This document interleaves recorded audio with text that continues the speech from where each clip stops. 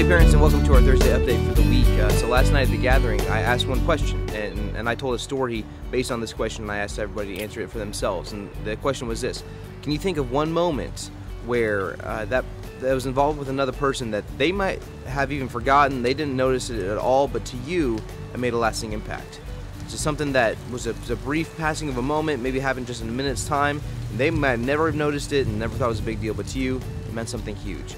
And I share that story. For me, it was when I was 6 or 7 years old. It was the first time I came to this church, and it was the beginning of me coming to this church. And I was with my mom, and there was a kids' church going on, and I didn't want to do that because I wanted to stay with my mom. I was unsure and scared and all that stuff. And then Tina Langley, she was doing children's church that day, and she said, "Hey, we're gonna be playing with wax and with paint."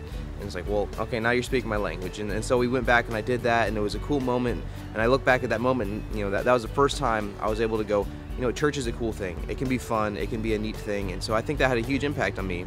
To Tina, I was probably just another kid, and I'm sure she doesn't even remember that moment. But to me, it was a huge thing, and it made a lasting impact. And so I challenge the kids to come up with that moment for themselves and to follow up on that and say thank you to that person. As I'm going to do, I'm going to give Tina a call and tell her, hey, thanks. You probably don't remember this, but it meant a lot to me. So what I want to leave you guys with is tell your kids that.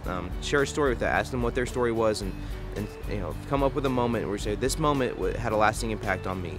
It might not have meant something to the person that was involved with it, but to me, it meant something huge, and I'll remember it forever. So share those stories with your kids, and I'll see you guys later. Thanks a lot.